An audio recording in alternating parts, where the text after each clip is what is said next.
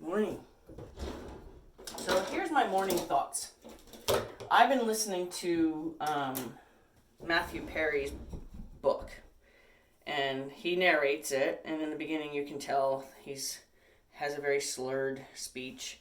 So despite his claiming to have been clean, I'm gonna say at least in the beginning of the book, when he starts to narrate it, it's not 100% truthful because he doesn't slur through the whole thing. He just slurs kind of in the beginning. And then you can hear, like, when he maybe goes back to starting to read it, there's another little period of time where he's slurring. There's interviews I saw him where he was promoting being clean, that he was definitely slurring his words in those interviews. And hopefully if he ever looked back at the time, he would say, wow, who was I fooling? But that's not really the point of this. The point of this is, in his book, he describes abandonment issues and things like that made him feel like the way he had to make himself feel better was he, took to the drugs, right? He took to the drinking, he took to the drugs. His grandfather was an alcoholic. His father was not, and so it skipped a generation, What I found interesting is that he continued to bring up unaccompanied minor, which is when you fly on an airplane with I'm doing my armpits. Without an adult, so he had to wear like a little sign or a sticker or something that told you that he was an unaccompanied minor. Therefore, the flight attendants were supposed to look out for you. And he remembers that being a very trauma part of his life. He brings it up in his book several times.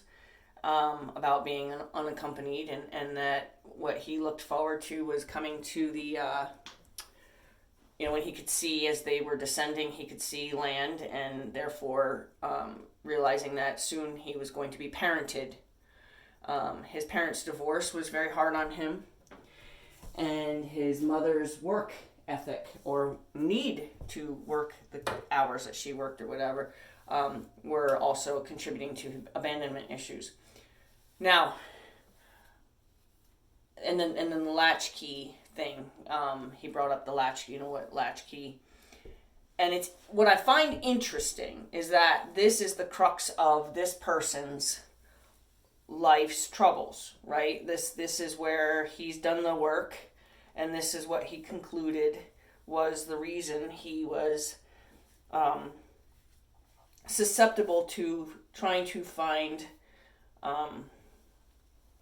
normalcy. Like, I guess he said that's how he felt normal in his world was through his drinking and then his drug use. I look at my life and I say, okay, back then it was, you didn't wear a sign that told people that you were unaccompanied. You wore like the honorary wings, you got to have like the wings of whatever airline it was. And that's how the flight attendants knew that they were supposed to look out for you. I mean, as a child, my father was a pilot for Eastern Airlines. I don't know if anybody remembers the Eastern Airlines. But I flew a lot unaccompanied as a child. And never, ever once did I find that as an abandonment situation. Never once did I feel so it's a matter, it's interesting to see how different we all are. And that's the part that I'm always so fascinated with is how different we really all are. I was a latchkey kid. From the age he was describing, from 9, I was a latchkey kid. And again, never saw that as an abandonment situation. And yet he did. And that also attributes to, parental absence because of their job or something. Again, I never the only time that I ever saw that, I never saw it as an abandonment thing. The only time I ever saw that as a problem was my brother and I fought so incredibly violently that I was always calling to yell to my mom that my brother hit me. But, and to the point to where they just stopped taking my calls when I would call where she worked. But it's interesting, to not, even there, I guess another child could have felt abandoned because their parent didn't care that they were, calling and crying about feeling abused in their sibling relationship, right? I mean, I was just as violent as, there's no blame going on there, but I don't want these. But to realize, parallel lives didn't leave the same scars, right? Very parallel. My mother and my father were both alcoholics. And partying and big social events was a big thing. Holidays were not spent at home. Holidays were spent at parties, at other people's homes, big parties. And that's, so to feel unimportant, I don't know. I feel like it's perspectives really do matter in the way people survive in the world.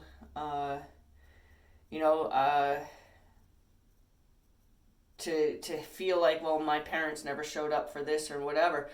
I remember feeling like that, looking maybe at a horse show, looking for my father. And the only reason I know how often my father was there is because I would have pictures to prove he had been there. But they were not as frequent as I was at a horse show, where I don't think he missed one of my brother's hockey practices, let alone games. But that didn't ruin my life. That didn't make me.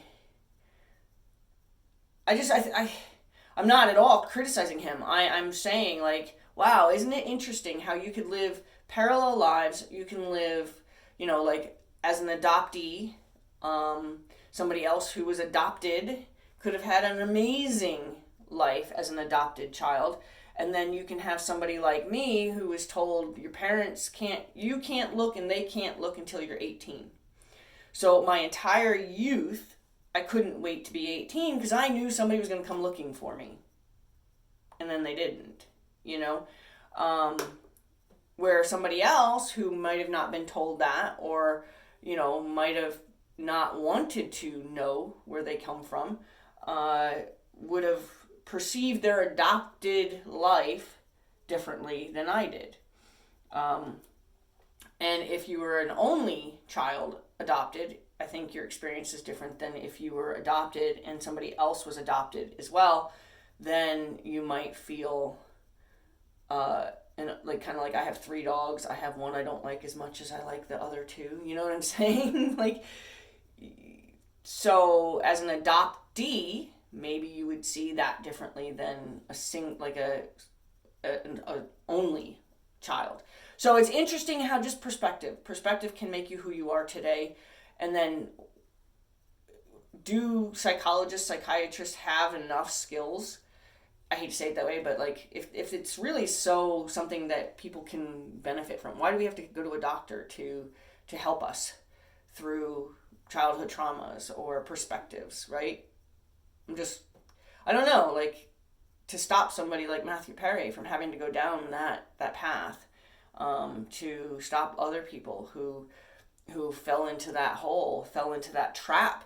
And I believe 100%, I believe the disease is real. I don't not, because my mother struggled for years, but I